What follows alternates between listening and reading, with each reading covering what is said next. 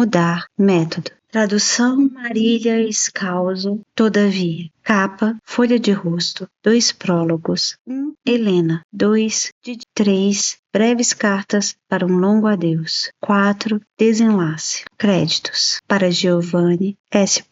Eu não sou nada além de um pretexto. Jean Genet, Diário de um Ladrão. 2 prólogos. 36 e eu começo a escrever neste quarto escuro e silencioso. Lá fora, pela janela aberta, ouço vozes na noite e as sirenes da polícia ao longe. Tenho 26 anos e uns meses. A maioria das pessoas diria que tenho a vida pela frente, que nada começou ainda e, no entanto, vivo já há muito tempo com a sensação de ter vivido demais. Imagino que é por isso que a necessidade de escrever é tão profunda, como uma maneira de fixar o passado no escrito e, assim, suponho, me livrar dele. Ou talvez, pelo contrário, que o passado está tão enraizado em mim agora que me obriga a falar dele o tempo todo, a cada instante, que tenha me dominado e, acreditando me livrar dele, apenas reforço sua existência e seu poder sobre minha mente. Talvez eu esteja preso, não sei. Eu tinha 21 anos e já era tarde demais, já tinha vivido demais. Tinha conhecido a miséria, a pobreza na infância, as repetidas cenas da minha mãe me pedindo para ir bater na porta dos vizinhos ou da minha tia, a voz suplicante para que nos dessem um pacote de macarrão e uma lata de molho de tomate, porque ela não tinha mais dinheiro e sabia que uma criança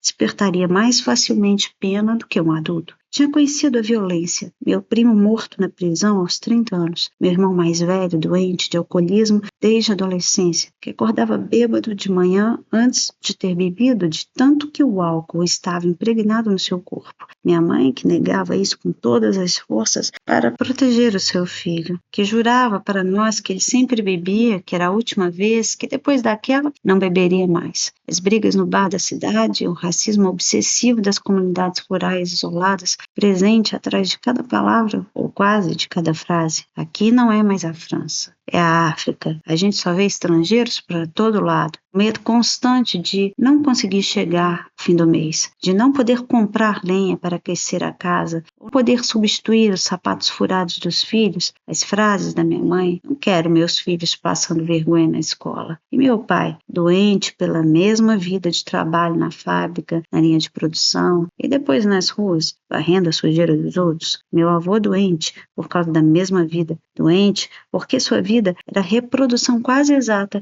da vida de seu bisavô, de seu avô, de seu pai, de seu filho. Privação, precariedade, abandono escolar aos 14 ou 15 anos, vida na fábrica, doença. Quando eu tinha 6 ou 7 anos, via esses homens à minha volta e achava que a vida deles seria a minha, que um dia eu iria para a fábrica como eles e que a fábrica me faria curvar as costas também. Fugi desse destino e fui atendente numa padaria, zelador, vendedor em uma livraria, garçom, arrumador em vários teatros, secretário, professor particular, garoto de programa, monitor de colônia de férias, cobaia em experiências médicas. Por milagre, estudei numa instituição de ensino superior considerada uma das mais famosas da Europa, de onde saí com um diploma em filosofia e em sociologia, sendo que ninguém na minha família estudou. E Platão, Kant, Derrida, Beauvoir. Conheci, depois das classes mais pobres do norte da França, a pequena burguesia provinciana, o amargor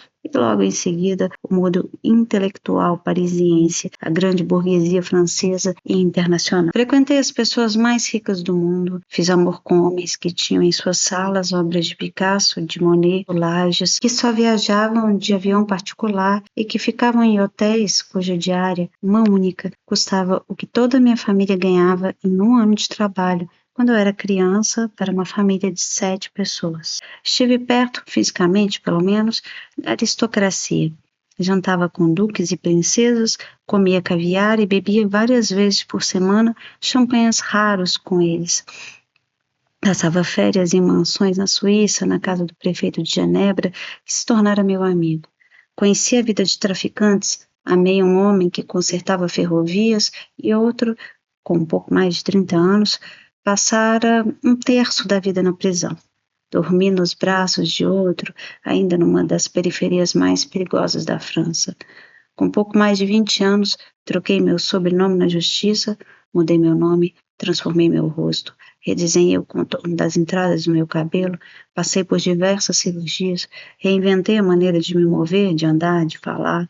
Fiz desaparecer o sotaque nortista da minha infância. Fugi para Barcelona para recomeçar a vida lá com um aristocrata decadente. Tentei ir para a Índia e abandonar tudo. Vivi numa kitnet minúscula em Paris. Tive um grande apartamento num dos bairros mais ricos de Nova York. Andei sozinho durante semanas por cidades americanas de tamanho médio, desconhecidas e fantasmagóricas, para tentar me livrar do que minha vida havia se tornado. Quando voltava para ver meu pai ou minha mãe, não sabíamos mais o que dizer uns aos outros, não falávamos mais a mesma língua. Tudo o que eu tinha vivido em tão pouco tempo, tudo que eu tinha atravessado, tudo nos separava. Escrevi e publiquei livros antes de fazer 25 anos. Viajei pelo mundo inteiro para divulgá-los. Japão, Chile, Kosovo, Malásia e Singapura. Fiz conferências em Harvard, Berkeley, na Sorbonne. Primeiro impressionado com essa vida, depois indiferente e enfastiado. Escapei por pouco da morte, vivi a morte, provei sua realidade, perdi o controle do meu corpo por semanas. Desejei fugir da minha infância mais do que tudo. Desejei escapar do céu cinza do norte, da vida condenada dos meus amigos de infância, privados de tudo pela sociedade, tendo como única perspectiva de felicidade as noites, várias vezes por semana, no ponto de ônibus da cidadezinha, bebendo cerveja e pastis em copos de plástico,